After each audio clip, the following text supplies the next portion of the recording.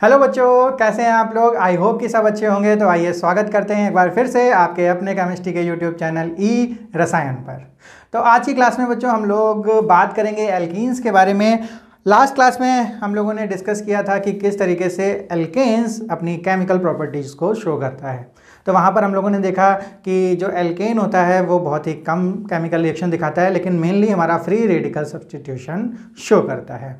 तो in case of alkenes आज हम लोग इस सेशन की शुरुआत करेंगे प्रिपरेशन ऑफ एल्कीन्स से। देन हम लोग बात करेंगे physical properties and then chemical properties of alkene. तो सबसे पहले हम लोग देखते हैं कि जो हमारा एल्कीन होता है वो किस तरीके से दिखाई देता है। तो बच्चों हमारा जो एल्कीन होता है वो इस तरीके से होता है, कार्बन और कार्बन के बीच में डबल बॉन्ड यहाँ पर होते हैं। इस डबल बॉन्ड की वजह से इसको हम लोग क्या बोलते हैं, एल्कीन्स। तो इन डबल बॉन्ड में एक बॉन्ड होता है सिग्मा बॉन्ड, एक होता है पाई बॉन्ड। तो सिग्मा और पाई बॉन्ड बच्चों हम लोग केमिकल बॉन्डिंग में ही देख चुके हैं कि अगर ओवरलैपिंग इस तरीके से हो तो इसको हम लोग बोलते हैं सिग्मा बॉन्डिंग या सिग्मा ओवरलैपिंग, और अगर ओवरलैपिंग कुछ इस तरीके से हो तो इसको बोलते हैं हम लोग पाई। तो अगर इन दोनों का कंपैरिजन किया जाए तो ये सिग्मा बॉन्डिंग हमारी बहुत ही स्ट्रॉन्गर होती है देन पाई बॉन्डिंग। तो यहाँ पर बच्चों एक वीक ओवरलैपिंग या वीक बॉन्ड यहाँ पर प्रेजेंट है, जिससे कि अगर हमारा कोई अटैकिंग रिएजेंट या कोई एक्सटर्नल रिएजेंट यहाँ पर आता है तो ये जो पाई बॉन्ड है ये आसानी से डिस्प्लेस हो सकता है आइदर ऑन दिस कार्बन और ऑन दिस कार्बन। तो एल्कीन की जब हम लोग केमिकल रिएक्शंस की बात करते हैं या उसकी रिएक्टिविटी की बात करते हैं तो बच्चों एल्केन से हमेशा एल्कीन मोर रिएक्टिव निकल कर आता है। क्यों? क्योंकि यहाँ पर हमारे पास एक वीक पाई बॉन्ड है जो आसानी से डिस्प्लेस हो सकता है और इसको केमिकल रिएक्शन की ओर धकेल सकता है। तो एल्कीन्स बच्चों बहुत इंपॉर्टेंट है अगर हम लोग केमिकल रिएक्शन की बेसिस पर देखते हैं। तो यहाँ पर इस चैप्टर में बच्चों ऐसी ऐसी रिएक्शंस हम लोग देखेंगे जो हमारे आगे आने वाली ऑर्गेनिक रिएक्शन के चैप्टर में बहुत बड़ा रोल प्ले करने वाली है। तो बच्चों उस लिहाज से ये जो चैप्टर है, ये एल्कीन सेक्शन है, ये बहुत ही इंपॉर्टेंट हो जाता है। तो अगर अब हम लोग देखें, अगर ये जो कार्बन है इसमें हाइब्रिडाइजेशन क्या है, तो हाइब्रिडाइजेशन के लिए हम लोग सिग्मा बॉन्ड देखते हैं। तो ये 3 सिग्मा बॉन्ड हैं, तो यहाँ पर बच्चों sp2 हाइब्रिडाइजेशन निकल कर आता है। हम लोग सिग्मा बॉन्ड के थ्रू बच्चों आसानी से कार्बन की हाइब्रिडाइजेशन देख लेते हैं। अगर 3 सिग्मा बॉन्ड है तो sp2 होता है, अगर 4 सिग्मा बॉन्ड है तो sp3 हाइब्रिडाइज्ड कार्बन होता है, और अगर 2 सिग्मा बॉन्ड है तो sp हाइब्रिडाइज्ड कार्बन होता है। तो एल्केन में जो कार्बन था वो sp3 था, बट एल्कीन में जो कार्बन है वो sp2 हाइब्रिडाइज्ड। तो अब अगर हम लोग इसकी डिटेलिंग की बात करते हैं, इसमें आइसोमेरिज्म की बात करते हैं, तो आइसोमेरिज्म ये ज्योमेट्रिकल आइसोमेरिज्म दिखाता है, सिस ट्रांस टाइप का आइसोमेरिज्म दिखाता है। तो बच्चों इसकी हम लोग यहाँ पर डिटेल्ड एनालिसिस नहीं करने वाले। अगर बच्चों ये जो 2 ग्रुप हैं ये इस प्लेन के अपोजिट साइड हैं तो इसको ट्रांस बोलते हैं। अगर ये दोनों हमारे जो सेम ग्रुप है वो सेम साइड है तो इसको हम लोग सिस एल्कीन बोलते हैं। तो इस तरीके की ये आइसोमेरिज्म भी शो करती है, इसे बोलते हैं बच्चों ज्योमेट्रिकल आइसोमेरिज्म। तो आइए बच्चों जल्दी से हम लोग बात कर लेते हैं जिसके बारे में हम लोग इस सेशन को डेडिकेट करने वाले हैं, जो कि हमारी केमिकल रिएक्शन। उसमें सबसे पहला हम लोग बात करेंगे प्रिपरेशन ऑफ एल्कीन्स की। तो सबसे पहली प्रिपरेशन हम लोग देखेंगे जहाँ से एल्कीन को हमको बनाना है वो है हमारी from alkynes.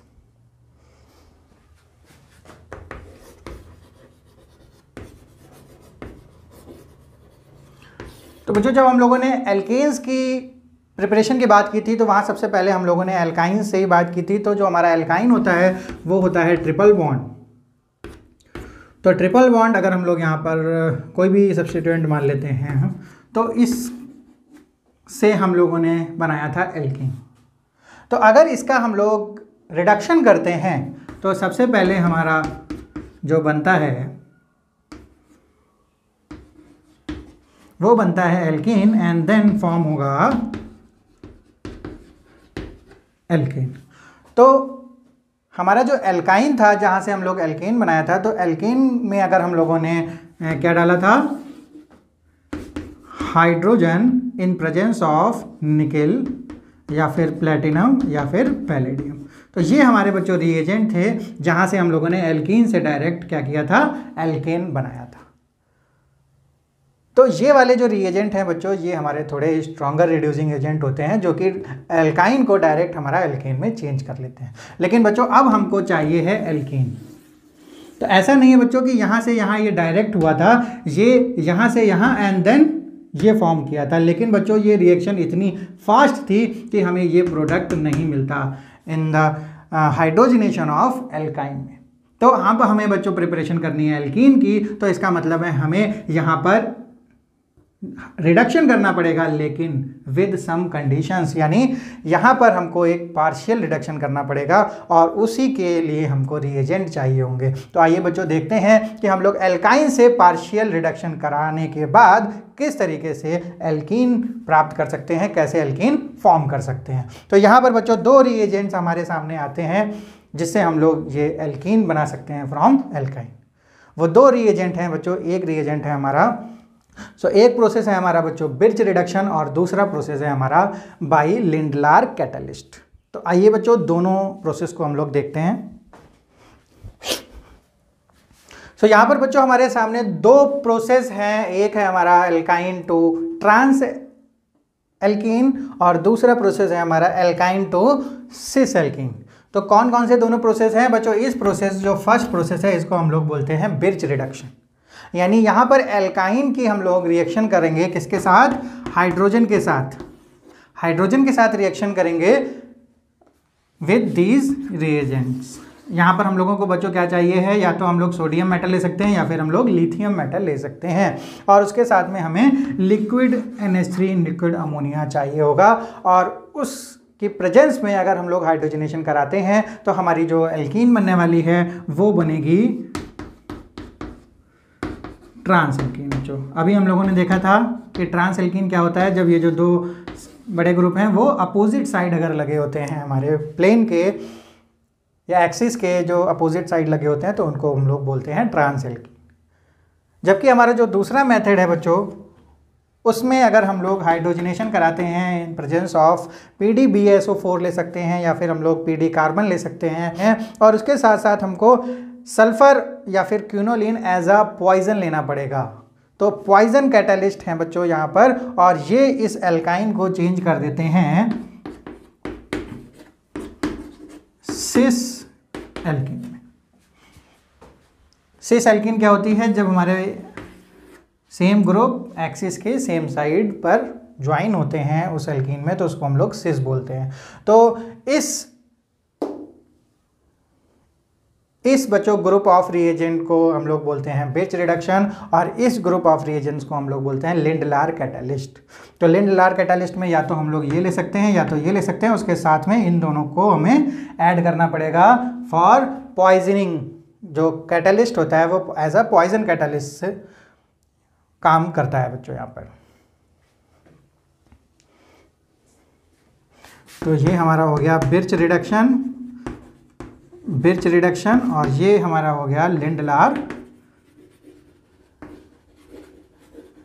Catalyst.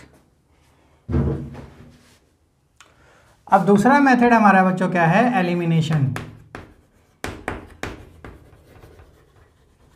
Elimination method. तो एलिमिनेशन मेथड में हम लोग दो मेथड्स की बात करेंगे, from alcohol and from alkyl halide. तो अल्कोहल में बच्चों क्या होता है? हमारा डिहाइड्रेशन प्रोसेस, यहाँ पर डिहाइड्रेशन प्रोसेस किसे कहते हैं? जब हमारा जो वाटर है, वाटर अगर वहाँ से रिलीज होता है तो वाटर रिलीज होने के प्रोसेस को बच्चों हम लोग बोलेंगे डिहाइड्रेशन। और एल्काइल हैलाइड में हम लोग डिहाइड्रोहैलोजिनेशन हम लोग देखने वाले हैं। इसमें क्या होता है?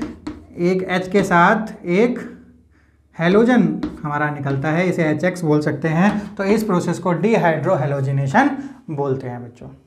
तो सबसे पहले हम लोग देखते हैं अल्कोहल के साथ एलिमिनेशन रिएक्शन, जहां पर हम लोगों का डिहाइड्रेशन प्रोसेस होने वाला है। तो देखते हैं बच्चों अल्कोहल के साथ।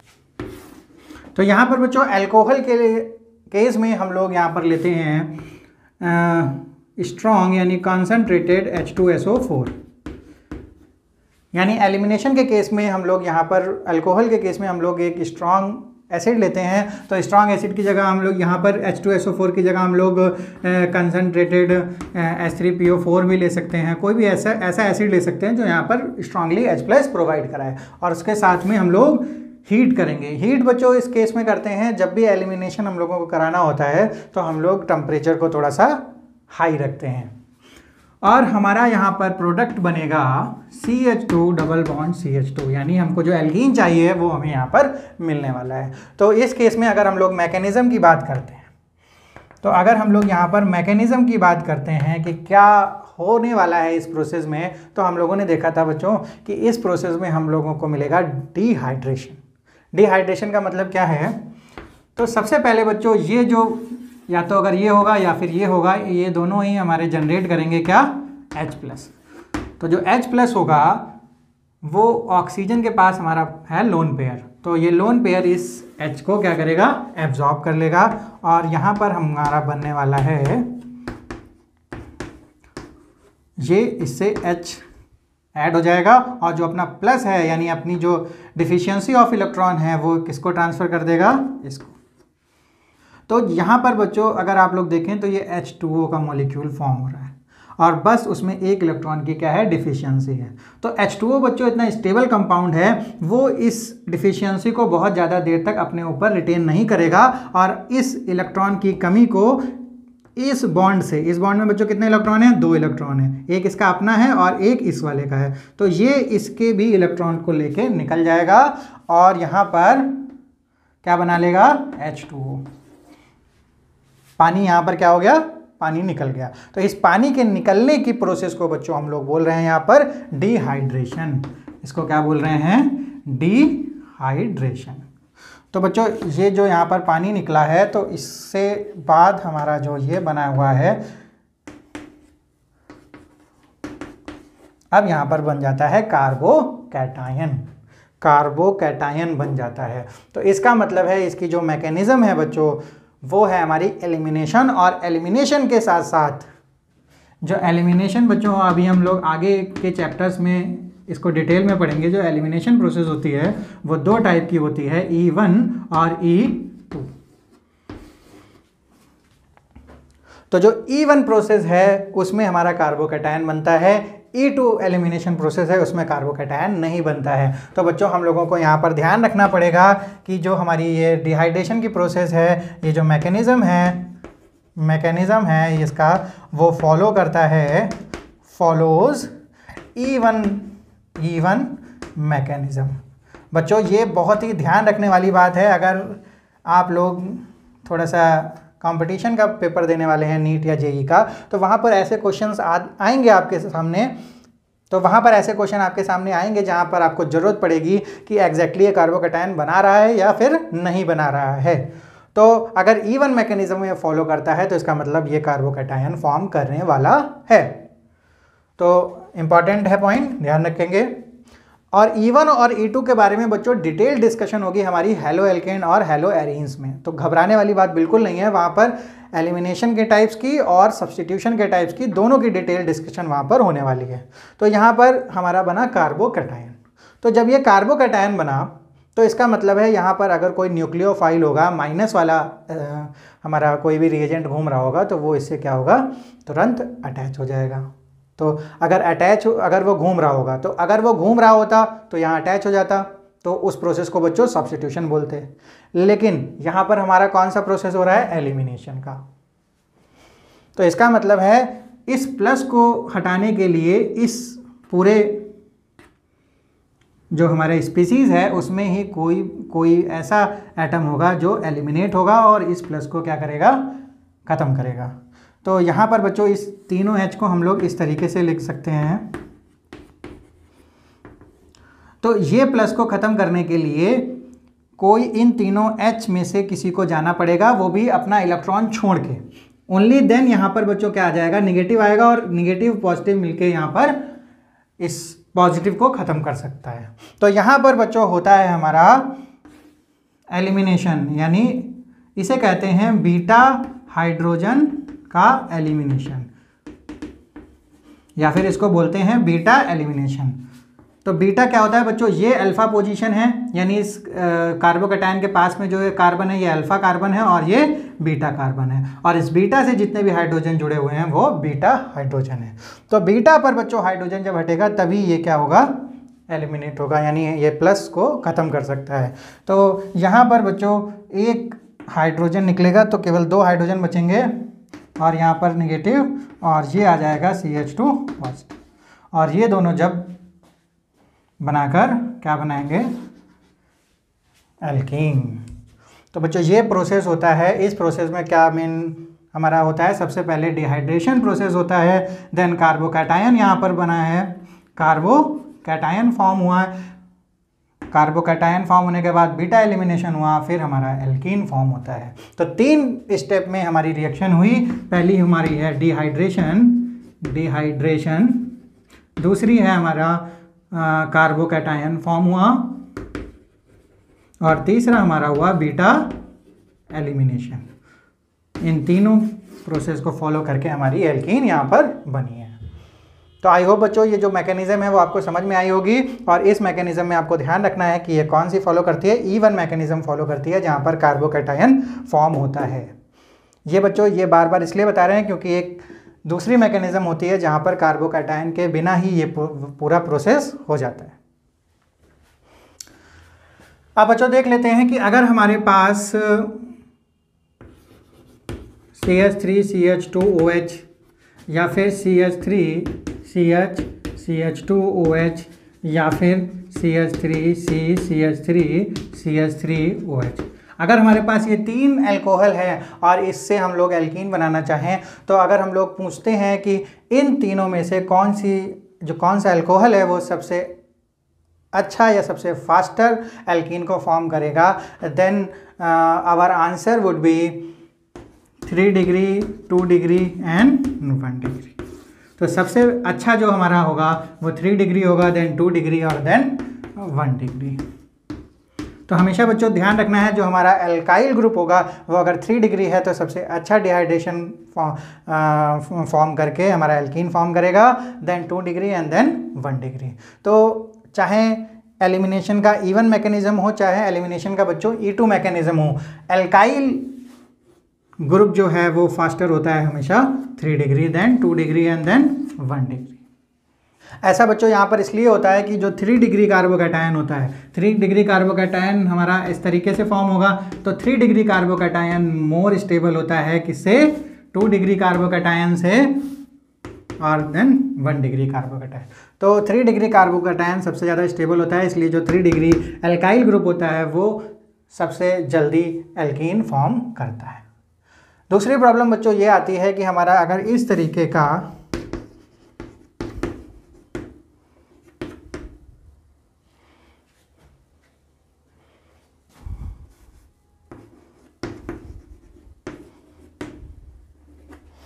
अगर ये हमारा अल्कोहल है और इसमें अगर हम लोगों ने concentrated H2SO4 with high temperature यहाँ पर रिएक्शन कराई तो हमको एल्कीन मिलने वाला है। तो हमारा जो एल्कीन होगा वो हमें बीटा एलिमिनेशन करके मिलेगा, तो हमारा ये भी बीटा कार्बन है और ये भी बीटा कार्बन है, क्योंकि बच्चों ये हमारा क्या है, अल्फ़ा कार्बन है। तो अल्फ़ा कार्बन के एडजेसेंट बीटा कार्बन होते हैं, तो 2 हमारे पास यहाँ पर बीटा कार्बन या बीटा हाइड्रोजन मिलेंगे। तो अब 2 पॉसिबिलिटी बन जाती है हमारी एलिमिनेशन की, एक बार यहाँ से एलिमिनेट होगा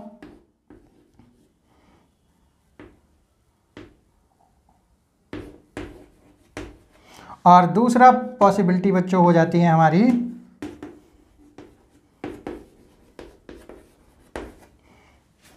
अगर यहाँ से एलिमिनेट हुआ हाइड्रोजन तो ये वाली एल्कीन बनेगी, अगर यहाँ से बच्चों हाइड्रोजन एलिमिनेट हुआ तो ये वाली एल्कीन बनेगी। तो कौन सी एल्कीन हमारी बनने वाली है, या फिर दोनों बनती हैं या फिर कुछ कम जो रेशियो में हमारी एल्कीन फॉर्म होती हैं। तो इसका आंसर बच्चों मिलता है हमारा सेटजेफ रूल में। सेटजेफ रूल में तो सेटजेफ ने क्या बताया कि उन्होंने बताया कि ये जो हमारी मोस्ट सब्सटीट्यूटेड एल्कीन होगी वो सबसे ज़्यादा बनेगी, यानी ये लगभग बच्चों 80% फॉर्म होती है और ये लगभग 20% एल्कीन फॉर्म होती है। तो इसका रीज़न क्या है कि स्टेबिलिटी वाइज ये वाली जो एल्कीन है वो मोर स्टेबल है देन इसके। क्यों, ऐसा क्यों होता है? उन्होंने रीज़न क्या बताया बच्चों कि हमारा जो अल्फ़ा हाइड्रोजन जितने ज़्यादा होंगे, तो इस एल्कीन के लिए ये अल्फ़ा हाइड्रोजन यहाँ पर कितने हैं, 3 और 3 6 अल्फ़ा हाइड्रोजन है। इस केस में बच्चों हमारी ये एल्कीन है और यहाँ पर अल्फ़ा है हमारे पास 2, तो यहाँ पर बच्चों 6 अल्फ़ा हाइड्रोजन है, यहाँ पर 2 अल्फ़ा हाइड्रोजन है, तो ये मोर स्टेबल है क्योंकि हाइपर कॉन्जुगेशन स्ट्रक्चर ये ज़्यादा बनाया गया, ये वाली। या फिर हम लोग ऐसे देख सकते हैं कि जो एल्कीन मोर सब्सटीट्यूटेड होगी, यहाँ पर 2 R लगे हुए हैं, यहाँ पर बच्चों एक ही R लगा हुआ है, इसके इस साइड में कोई भी सब्सटीट्यूशन नहीं है, तो ये मोर सब्सटीट्यूटेड एल्कीन है, ये लेस सब्सटीट्यूटेड एल्कीन है। That's why this is the सेटजेफ product. तो हम लोग बता सकते हैं कि ये वाली जो एल्कीन होगी वो ज़्यादा स्टेबल होगी। सो यहाँ पर बच्चों हमारी ये अल्कोहल है और इसको रिएक्ट करा रहे हैं हम लोग concentrated H2SO4 with high temperature, and what would be the product. तो यहाँ पर क्या प्रोडक्ट होना चाहिए, CH3 CH2 CH2 CH2 ये प्रोडक्ट होना चाहिए, या फिर प्रोडक्ट हमारा ये होना चाहिए बच्चों। चलिए बच्चों देखते हैं कि ऐसे केस में हमारा क्या होगा। ये हमारा मोर सब्सटीट्यूटेड एल्कीन है, ये हमारी लेस सब्सटीट्यूटेड एल्कीन है, तो यहाँ पर बच्चों कौन सा प्रोसेस होता है, तो यहाँ पर बच्चों हमारा होता है रीअरेंजमेंट। सबसे पहले देखते हैं, सबसे पहले हम लोगों ने देखा था कि हमारा प्रोसेस होगा डिहाइड्रेशन का,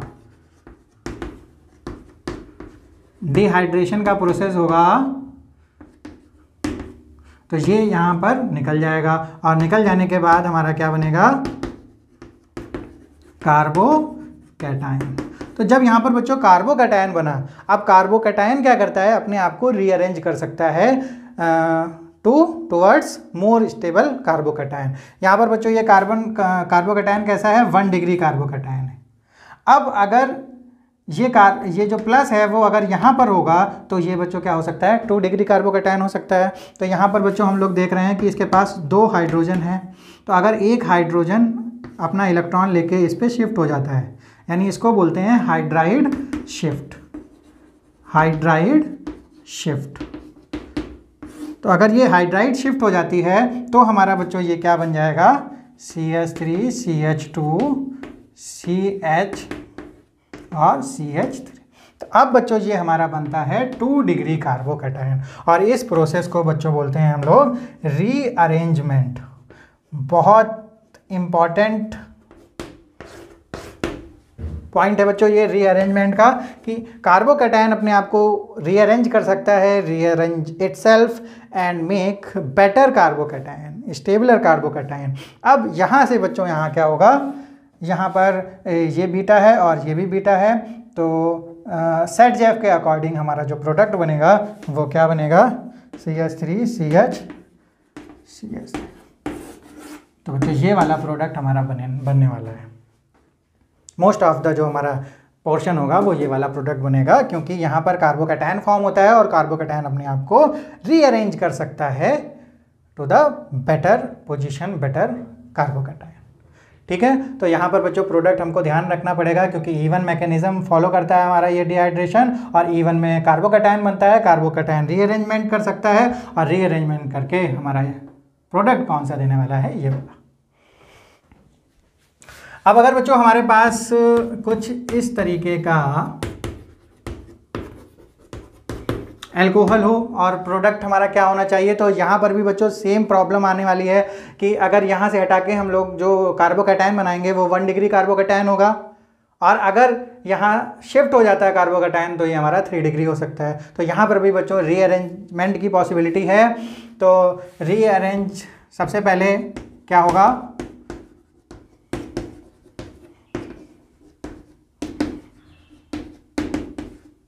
डिहाइड्रेशन होगा, डिहाइड्रेशन के बाद हमारा बनेगा CH3 CH3 CH3 ये बच्चों कार्बोकैटायन कैसा है, 1 डिग्री कार्बोकैटायन है। तो यहाँ पर ये पूरा जो मिथाइल है वो मिथाइल शिफ्ट होगा। तो यानी इस केस में बच्चों क्या होने वाला है, मिथाइल शिफ्ट। ये क्या है बच्चों, रीअरेंजमेंट ऑफ कार्बोकैटायन। तो यहाँ पर CH3, ये कार्बोकैटायन बच्चों कैसा है 3 डिग्री, ये कैसा है 1 degree, 3 degree 1 degree, 3 degree 1 degree with the help of methyl shift. तो मिथाइल शिफ्ट क्या है बच्चों, रीअरेंजमेंट।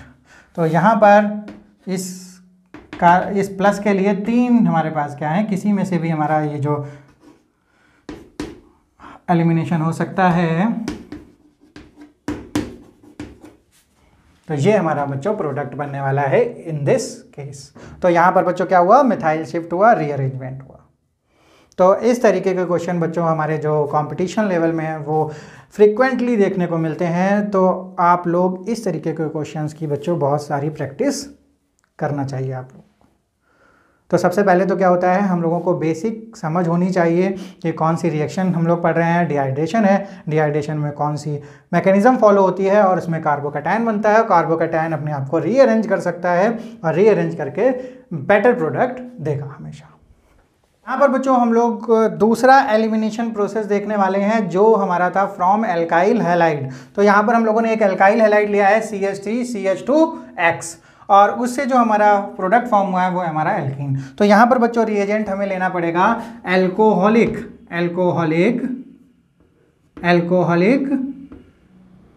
KOH, यानी हमको एक बेस लेना पड़ेगा जिसके साथ एक अल्कोहल लेना पड़ेगा, जिससे क्या होता है कि ये बच्चों हमारा जो कॉम्बिनेशन है वो बहुत ही स्ट्रॉन्ग बेस का है, स्ट्रॉन्ग बेस। अभी हम लोग देखेंगे क्यों हमें इतना स्ट्रॉन्ग बेस चाहिए यहाँ पर। तो स्ट्रॉन्ग बेस के साथ फिर हम लोग क्या करेंगे, कुछ टेम्परेचर को इंक्रीज करेंगे। अभी हम लोगों ने बात की थी कि एलिमिनेशन प्रोसेस में हम लोग टेम्परेचर को कंपैरेटिवली हाई रखते हैं। किसके कंपैरेटिवली, सब्स्टिट्यूशन के कंपैरेटिवली। तो एलिमिनेशन में हम लोग हमेशा क्या करेंगे, टेम्परेचर को थोड़ा सा हाई रखेंगे। तो यहाँ पर अल्कोहलिक KOH के केस में हमारा जो एल्काइल हैलाइड है वो चेंज हो जाता है बच्चों एल्कीन में। और यहाँ पर एक प्रोसेस होता है जिसको हम लोग बोलते हैं डीहाइड्रोहैलोजिनेशन। क्या बोलते हैं, डीहाइड्रोहैलोजिनेशन। और अभी हम लोग अल्कोहल के केस में हम लोगों ने क्या पढ़ा था, डिहाइड्रेशन। वहाँ पर वाटर निकल रहा था, यहाँ पर एक हाइड्रोहैलोजन निकलेगा। अब वो हाइड्रोहैलोजन कुछ भी हो सकता है, HCl हो सकता है, HBr हो सकता है, और भी हमारे हो सकते हैं बच्चों। सो इसकी मैकेनिज्म भी बच्चों हम लोग देखेंगे, लेकिन इसकी मैकेनिज्म को देखने से पहले हम लोग यहाँ पर एक मेंशन करना पड़ेगा कि अभी हम लोगों ने देखा कि हमारा जो एलिमिनेशन प्रोसेस है वो कितने टाइप का होता है, E1 और E2। तो अभी हमने जो देखा डिहाइड्रेशन प्रोसेस में वो वहाँ पर E1 मैकेनिज्म फॉलो हो रहा था, जबकि इस केस में बच्चों डीहाइड्रोहैलोजिनेशन में E2 मैकेनिज्म यहाँ पर फॉलो होगा। तो सबसे पहले देखते हैं कि यहाँ पर क्या होने वाला है। यहाँ पर अच्छा थोड़ा सा बच्चों ये बता देते हैं कि इसके में बेसिक डिफरेंस क्या होता है। ये जो E1 होता है यहाँ पर स्टेप में रिएक्शन होते हैं, यानी मल्टी स्टेप रिएक्शन होती है। सबसे पहले कार्बोकैटायन बनता है, फिर कार्बोकैटायन हटता है, जबकि E2 में बच्चों क्या होता है, एक सिंगल स्टेप में रिएक्शन होने वाली होती है। बस एक बीच में एक इंटरमीडिएट फॉर्म होता है जहाँ पर एक साथ एक लीविंग ग्रुप हट रहा होता है और जो अटैचिंग ग्रुप अटैच हो रहा होता है। तो देखते हैं बच्चों किस तरीके से E2 मैकेनिज्म काम करता है। तो यहाँ पर स्ट्रॉन्ग बेस क्या होगा, स्ट्रॉन्ग बेस एक H को क्या करेगा, एब्सॉर्ब करेगा। बेस का काम क्या होता है बच्चों, H+ को कैप्चर करना। एसिड का काम होता है H+ को डोनेट करना। तो यहाँ पर बच्चों H+ कहाँ से ये एक्सेप्ट करने वाला है। तो यहाँ पर तो ये X ग्रुप लगा है, तो बच्चों क्या कर रहा है, ये X क्या कर रहा है, इस कार्बन से इलेक्ट्रॉन को खींच रहा है, क्योंकि जो X होता है यानी जो हैलोजेंस होते हैं वो टेंडेंसी रखते हैं इलेक्ट्रॉन खींचने की, शेयर्ड पेयर के। तो जो H होंगे वो क्या हो रहे होंगे, वो आसानी से H+ के रूप में निकल सकते हैं। लेकिन प्रॉब्लम ये है बच्चों कि इस एक्स पर यहाँ पर क्या है, स्टीरियो प्रॉब्लम होगी, स्पेस कम होगा। तो ये जो बीटा पोजीशन है, बीटा पोजीशन से आसानी से हाइड्रोजन को एक्सेप्ट कर सकता है। तो हमेशा कहाँ से करता है एक्सेप्ट, बीटा पोजीशन से। तो ये दोनों H अभी लगे रहेंगे और यहाँ पर किसी भी H से ये क्या कर सकता है,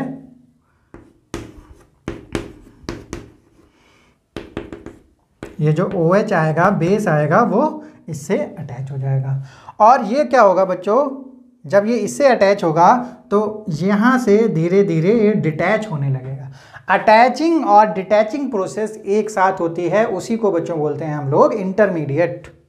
तो यहाँ पर ये प्रोसेस होगी और साथ में ये जो X है ये लीव करने लगेगा, क्योंकि बच्चों यहाँ पर क्या होगा, जब ये अटैच होगा तो ये क्या होगा, डिटैच होगा। और ये सारी प्रोसेस क्या होगी, एक साथ होगी। तो जब ये डिटैच होगा, ये अटैच होगा, तो यहाँ पर एक डबल बॉन्ड फॉर्म होगा।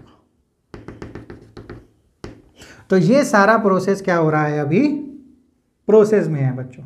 ना तो अभी कुछ अटैच हुआ है, ना ही अभी कुछ डिटैच हुआ है, और ना ही अभी फॉर्म डबल बॉन्ड फॉर्म हुआ है। तो इस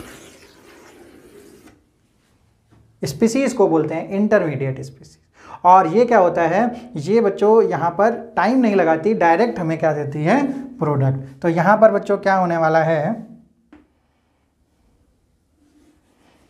ये यहाँ से डिटैच हो जाएगा, डबल बॉन्ड फॉर्म होगा, और ये X भी यहाँ से डिटैच हो जाएगा। ये यहाँ से डिटैच हुआ। ये जो हमारा बच्चों बेस था, इसने H को विदाउट इलेक्ट्रॉन लिए हुए अपने पास खींच लिया। तो ये जो एक्स्ट्रा इलेक्ट्रॉन है वो यहाँ पर आए, और ये अपना इलेक्ट्रॉन लेके यहाँ पर लीव कर गया। तो यहाँ पर पॉजिटिव जैसा कुछ फॉर्म हुआ होगा, और इन दोनों ने मिलकर यहाँ पर डबल बॉन्ड बना लिया। लेकिन बच्चों यहाँ प्लस माइनस नहीं बनता, कोई भी कार्बोकैटायन नहीं बनता, कोई भी कार्बोन आयन नहीं बनता, और डायरेक्टली एक इंटरमीडिएट बनके हमारा प्रोडक्ट फॉर्म हो जाता है, जिसको हम लोग एल्कीन बोलते हैं। तो इस प्रोसेस को हम लोग बोलेंगे E2 मैकेनिज्म। और यहाँ पर no carbocation forms, no carbocation forms. तो बच्चों प्रोडक्ट हमारा सेम आया।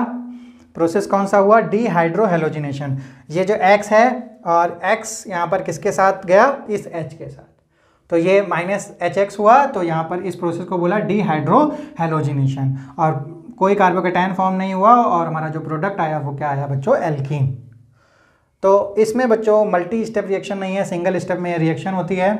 मैकेनिज्म को E2 मैकेनिज्म बोलते हैं, प्रोसेस को डीहाइड्रोहेलोजिनेशन बोलते हैं, और इसको बोलते हैं बच्चों कि हम लोगों ने एल्कीन फॉर्म किया बाई एल्काइल हैलाइड। अब वो सारी प्रॉब्लम हम लोग देखेंगे जो हम लोगों ने अल्कोहल में देखी थी।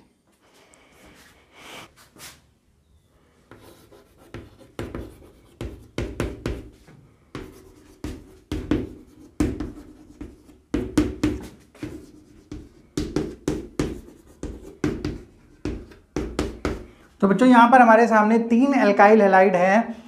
हैलाइड ग्रुप सेम है, जो एल्काइल का पोर्शन है, एल्काइल ग्रुप का पोर्शन है, वो यहाँ पर डिफरेंट है। एक में 3 डिग्री है, एक में 2 डिग्री है, और एक में 1 डिग्री है। इस केस को बच्चों जब हम लोगों ने अपने लास्ट प्रॉब्लम में यानी जो डिहाइड्रेशन में देखा था, तो वहाँ पर हमारा जो ऑर्डर आया था वो था 3 डिग्री, 2 डिग्री और 1 डिग्री। क्यों आया था, क्योंकि 3 डिग्री कार्बोकैटायन मोस्ट स्टेबल था, दैट्स वाई 3 डिग्री की रिएक्टिविटी सबसे ज़्यादा थी। बट इस केस में भी सेम ऑर्डर फॉलो होता है। बट रीज़न यहाँ पर क्या होगा, क्योंकि बच्चों यहाँ पर कार्बोकैटायन फॉर्म नहीं होता है, तो ये रीज़न नहीं हो सकता कि 3 डिग्री कार्बोकैटायन मोस्ट स्टेबल होता है। Then what will be the reason. तो यहाँ पर बच्चों क्या रीज़न हो सकता है, यहाँ पर जो रीज़न होगा वो क्या होगा कि जो हमारा 3 डिग्री है, 3 डिग्री है, तो 3 डिग्री के पास क्या होंगे, यहाँ पर जो बीटा हाइड्रोजन है बच्चों, यहाँ पर जो बीटा हाइड्रोजन है वो कितने हैं, 1 3 3 3, यानी 9 बीटा हाइड्रोजन है। यहाँ पर 6 बीटा हाइड्रोजन है, यहाँ पर कितने बीटा हाइड्रोजन है, 3 बीटा हाइड्रोजन है।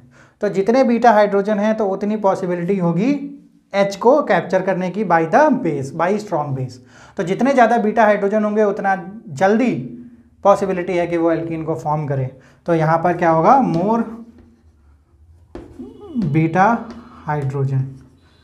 तो जितने ज़्यादा बीटा हाइड्रोजन होंगे उतनी ज़्यादा क्या होगी, पॉसिबिलिटी होगी एलिमिनेशन की, क्योंकि वहाँ पर बच्चों क्या है, बीटा हाइड्रोजन से ही स्ट्रॉन्ग बेस क्या है, H को क्या कर रहा है, एक्सेप्ट कर रहा है, और जैसे ही H को एक्सेप्ट करेगा H+ को, वैसे ही वहाँ से जो लीविंग ग्रुप होगा वो लीव कर जाएगा और हमको सिंगल स्टेप में एल्कीन बन जाएगी। तो चाहे E1 प्रोसेस हो चाहे E2 प्रोसेस हो, जो एल्काइल ग्रुप का जो ऑर्डर होता है वो बच्चों सेम रहता है हमारा एलिमिनेशन के केस में, that is 3 degree, then 2 degree, then 1 degree.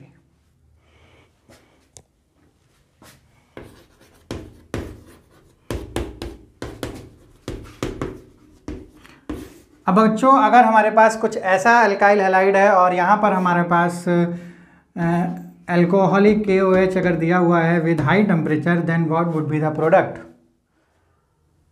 तो यहाँ पर बच्चों हमारे पास ये भी बीटा हाइड्रोजन है 3, यहाँ पर 2 बीटा हाइड्रोजन है, तो बीटा हाइड्रोजन से अगर एलिमिनेट होता है H, तो हमारे पास प्रोडक्ट बनना चाहिए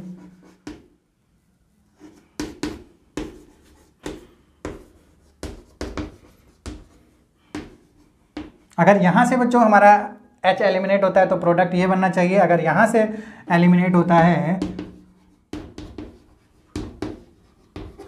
तो ये बनना चाहिए। सेम प्रॉब्लम है जो अभी हमारे साथ हुई थी डिहाइड्रेशन के केस में, तो वहाँ पर हम लोगों ने कहा था जो मोर सब्स्टिट्यूटेड एल्कीन होगी वो क्या होगी, सेटजेफ प्रोडक्ट होती है। तो इस केस में भी क्या हमारे पास जो मेजर प्रोडक्ट है वो सेटजेफ प्रोडक्ट होगा या नहीं होगा।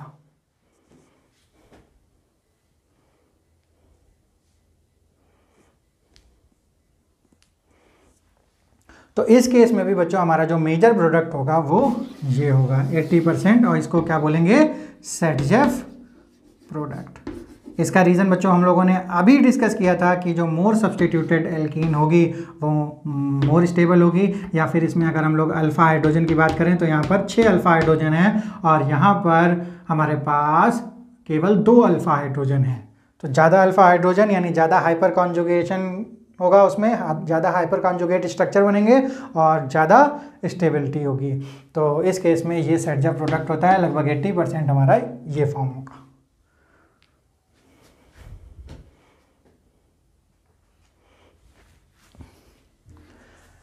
अच्छा, लास्ट प्रॉब्लम में बच्चों अगर हमारे पास कोई R ग्रुप अगर सेम हो और अगर उसमें Cl Br और I यानी हेलोजन ग्रुप डिफरेंट हो तो हमारी रिएक्टिविटी क्या होगी इस रिएक्शन के लिए, यानी जो हमारी अल्काइल हैलाइड टू एल्कीन बन रहा है उसमें कौन सा जो अल्काइल हैलाइड है वो बेटर होगा।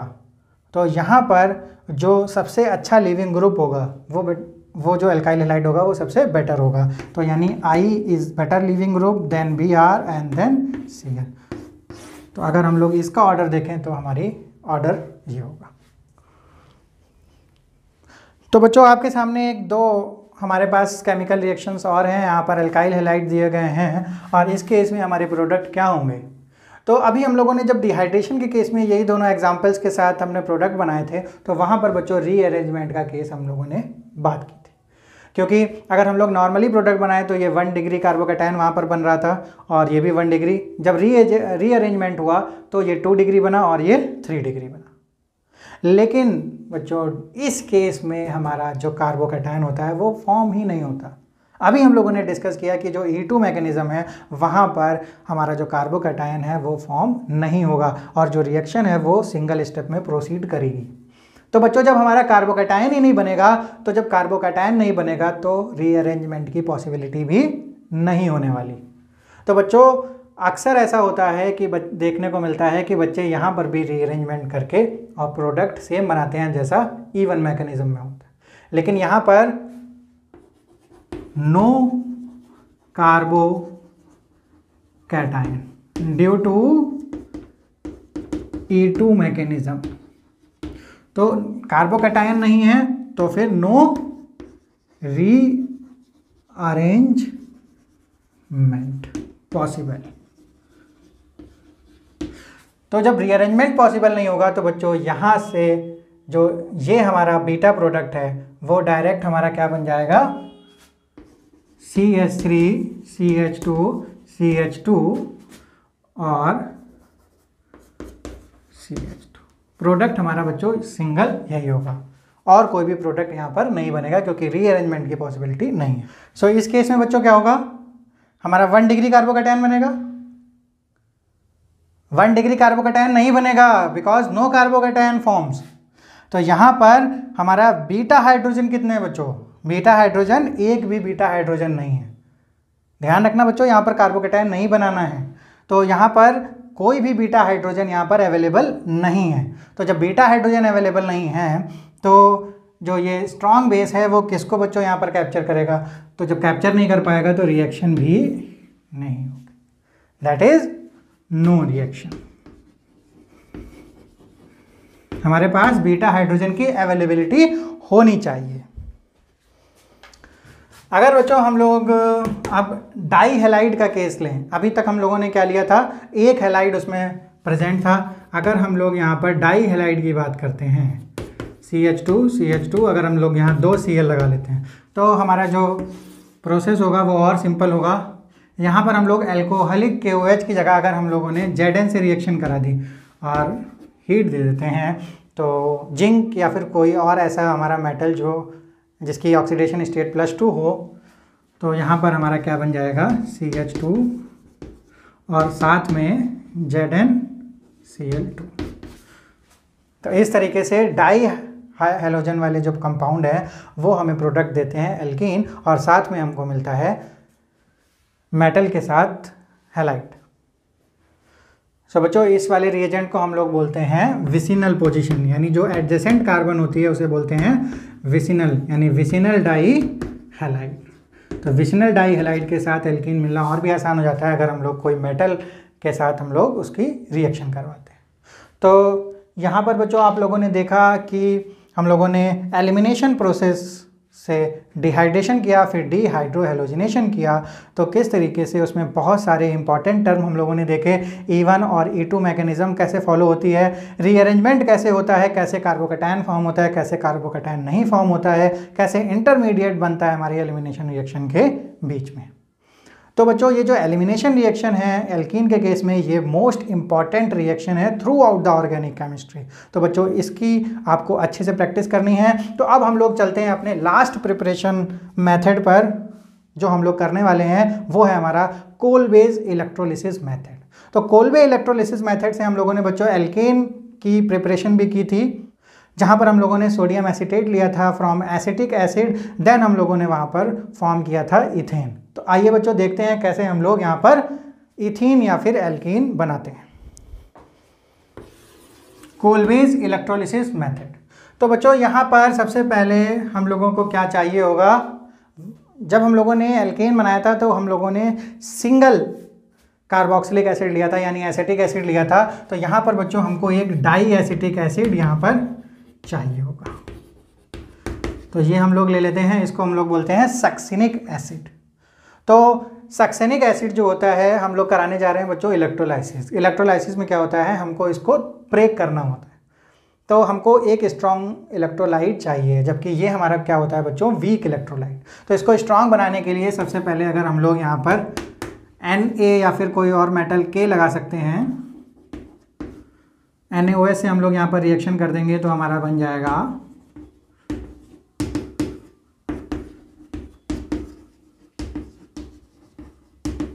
NaOH से रिएक्शन करा सकते हैं बच्चों। तो अब हमारा ये जो सॉल्ट बन गया, ये हमारा बच्चों कैसा है, सॉल्ट स्ट्रॉन्ग इलेक्ट्रोलाइट है। तो अब हम लोग इसमें इलेक्ट्रोलिसिस करेंगे, इसमें हम लोग क्या देंगे, इलेक्ट्रोलिसिस करेंगे यानी करंट देंगे। और जब हम किसी को करंट देते हैं तो वहाँ पर हमारा जो नेगेटिव और पॉजिटिव है वो दोनों ब्रेक हो जाते हैं, और एक आता है हमारा कैथोड पर और एक आता है एनोड पर। एक कैथोड पर आता है और एक एनोड पे। तो एनोड पर आता है बच्चों एनायन और कैथोड पर आता है कैटायन। तो इसमें जो कैटायन है, कैटायन Na+ है और एनायन कौन सा है, अच्छा बच्चों इसका नाम बता देते हैं, ये हमारा सक्सिनिक एसिड है और ये हमारा क्या है, सोडियम सक्सिनेट। तो एनोड पर एनायन आएगा तो एनायन क्या है, CH2 COO negative COO negative, और यहाँ पर बच्चों क्या आएगा Na+ यानी कैटायन, ये एनायन और ये कैटायन। और दूसरा बच्चों यहाँ पर आएगा H2O लिख लो या H प्लस भी लिख सकते हैं, H2O लिख लेते हैं। H3O प्लस लिखना चाहिए बच्चों वैसे हम लोगों को, H2O लिख लेते हैं, कोई दिक्कत नहीं, H प्लस लिख लेते हैं डायरेक्ट। तो एनोड पे बच्चों ऑक्सीडेशन प्रोसेस होती है, कैथोड पे रिडक्शन। तो ऑक्सीडेशन प्रोसेस में क्या होता है, यहाँ पर इलेक्ट्रॉन लूज़ करेगा, तो यहाँ पर 2 इलेक्ट्रॉन लूज़ करेंगे, तो 2 इलेक्ट्रॉन लूज़ करने के बाद ये बन जाना है फ्री रेडिकल। एक इलेक्ट्रॉन बच्चों यहाँ से, एक इलेक्ट्रॉन यहाँ से, तो एक इलेक्ट्रॉन यहाँ बचा, एक यहाँ बचा, तो फ्री रेडिकल बन गया। अब बच्चों जैसे हम लोगों ने डिहाइड्रेशन में देखा कि H2O बहुत ही स्टेबल था तो वो अपना इलेक्ट्रॉन लेके निकल गया, वैसे ही यहाँ पर CO2 बन रहा है और CO2 भी बच्चों बहुत स्टेबल कंपाउंड है, तो वो एक इलेक्ट्रॉन एक्स्ट्रा है, वो इसको क्या करेगा, अपना इसको दे के अपना निकल जाएगा यहाँ से। तो यहाँ पर 2 मोल ऑफ CO2 क्या हो जाएंगे, निकल जाएंगे। और यहाँ से क्या होगा बच्चों, इसके पास एक इलेक्ट्रॉन की कमी है, एक इलेक्ट्रॉन है, तो एक इलेक्ट्रॉन यहाँ से ले लेगा और एक इलेक्ट्रॉन इस बॉन्ड का इसको दे देगा, एक इसको दे देगा, एक इसको ले लेगा, मतलब अपने पास जो कमी है वो पूरी करके निकल जाएगा। तो यहाँ पर बन जाना है CH2 free radical, CH2 free radical. अब ये दोनों फ्री रेडिकल आपस में मिलके क्या बना लेंगे, डबल बॉन्ड। तो यहाँ पर बच्चों हमारा जो प्रोडक्ट है वो क्या बन जाएगा, एल्कीन, और यही बच्चों हमको चाहिए था। तो यहाँ पर 2 प्रोडक्ट बने, एक था हमारा कार्बन डाइऑक्साइड और एक था एल्कीन। तो इस कार्बन डाइऑक्साइड जब रिलीज होता है तो इस प्रोसेस को बोलते हैं बच्चों हमारा डीकार्बोक्सिलेशन, यानी रिलीज ऑफ कार्बन डाइऑक्साइड। तो अब यहाँ पर अगर हम लोग देख लेते हैं और प्रोडक्ट क्या बनने वाले हैं, तो कैथोड पे कैटायन हमारा Na+ है, तो Na+ कैथोड पे बच्चों रिडक्शन प्रोसेस होता है, यानी इलेक्ट्रॉन ऐड होगा और यहाँ पर सोडियम मेटल भी मिलने वाला है कैथोड पर। अगर H+ की बात करें तो H+ में अगर एक इलेक्ट्रॉन यहाँ पर आता है तो H फ्री रेडिकल बनेगा और H फ्री रेडिकल मिलके बच्चों यहाँ पर हाइड्रोजन गैस भी कैथोड पर रिलीज करेंगे। तो कंबाइनली यहाँ पर 4 प्रोडक्ट यहाँ पर बन रहे हैं, कार्बन डाइऑक्साइड, एल्कीन, सोडियम और हाइड्रोजन गैस। तो हमको बच्चों यहाँ पर किससे लेना देना है, अपनी एल्कीन से, अदरवाइज हमको बाकी प्रोडक्ट से यहाँ पर नहीं कोई मतलब है। तो कोल्बे इलेक्ट्रोलिसिस मेथड से हम लोगों ने वहाँ पर एल्केन भी बनाया और इस चैप्टर में हम लोगों ने यहाँ पर एल्कीन भी बनाया, और साथ ही साथ हम लोग इससे एल्काइन भी बना सकते हैं, जो कि हम लोग देखेंगे एल्काइन वाले सेशन में। तो बच्चों आज की क्लास में हमारी जो प्रिपरेशन ऑफ एल्कीन थी वो यहाँ पर इनफ है, इतनी हमारे सिलेबस के अकॉर्डिंग या फिर हमारे जो कंपटीशन के अकॉर्डिंग। तो अब हम लोग देखेंगे अपने अगले सेशन में फिजिकल और केमिकल प्रॉपर्टीज़ ऑफ एल्कीन के बारे में। Till then bye bye. और बच्चों आप लोग इसी तरीके से हमारे वीडियोस को देखते रहिए और अपनी नॉलेज को बढ़ाते रहिए। अब मिलते हैं अब अपने नेक्स्ट सेशन में। Till then bye bye.